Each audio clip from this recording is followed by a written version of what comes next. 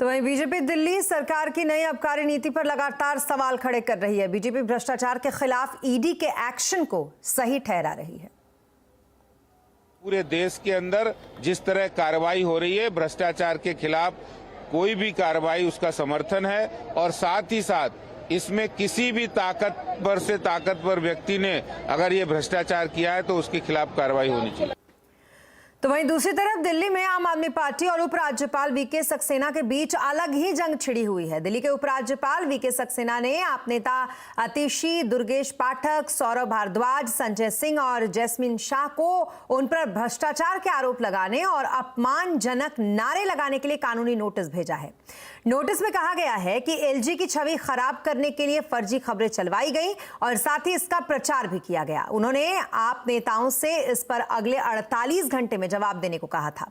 अब इस नोटिस के जवाब में आम आदमी पार्टी की ओर से भी बयान जारी किया गया। आपका कहना है कि अगर एलजी ने कुछ गलत नहीं किया है तो वो सीबीआई के छापे और जांच से इतना क्यों डरते हैं? वो स्वतंत्र जांच के लिए खुद को पेश क्यों नहीं करते? उन्हें लोगों को धमकाना बंद करना चाहिए। दिल्ली में शराब नीति में कथित घोटाले पर आप और बीजेपी के बीच घमासान और तेज होता जा रहा है। आज आवाज अड्डा में इसी पर करेंगे बड़ी चर्चा शाम 7:57 पर। और अब बात नीतीश कुमार की, वो इसलिए क्योंकि विपक्षी एकता के लिए नीतीश कुमार का दिल्ली अभियान आज भी जारी है। आज उन्होंने लेफ्ट के दो नेताओं सीताराम येचुरी और डी राजा से मुलाकात की। येचुरी से मिलने के लिए नीतीश कुमार सीपीएम के दफ्तर में गए। इस मुलाकात के बाद सीताराम येचुरी ने कहा कि नीतीश कुमार का फिर से पार्टी के दफ्तर तक आना पॉजिटिव साइन है।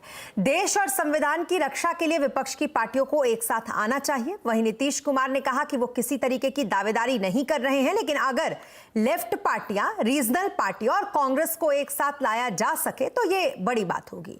नीतीश कुमार ने सीपीआई के लीडर डी राजा से भी मुलाकात की। डी राजा ने कहा कि नीतीश कुमार जिस तरह से बिहार में बीजेपी से अलग हुए और सेकुलर फॉर्म में के साथ जुड़े हैं, इसका देश की राजनीति पर बड़ा असर पड़ेगा।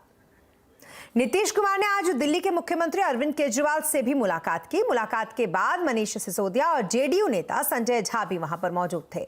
आज ही नीतीश कुमार आईएनएलडी सुप्रीमो हरियाणा के पूर्व मुख्यमंत्री ओम प्रकाश चौटाला से भी मिलने वाले हैं।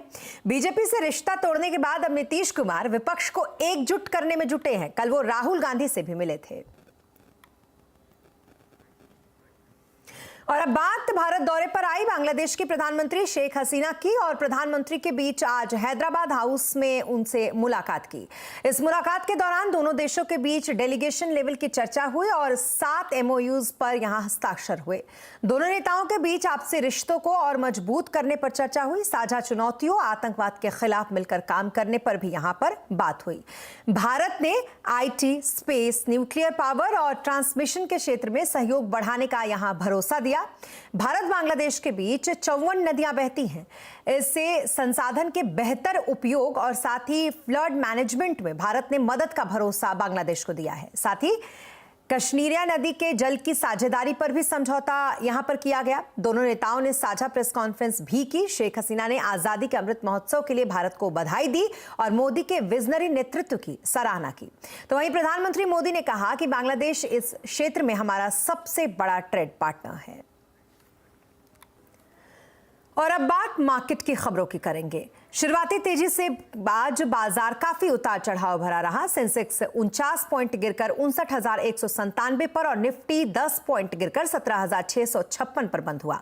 वहीं मिड कैप और स्मॉल कैप शेयरों में अच्छी खरीदारी रही। एनर्जी, मेटल, इंफ्रा शेयरों में खरीदारी रही और एफएमसीजी, आईटी, ऑटो शेयरों में आज दबाव दिखा। और यहां रुकेंगे एक छोटे से ब्रेक के लिए, लेकिन जल्द होंगे हाजिर, कहीं जाइएगा नहीं।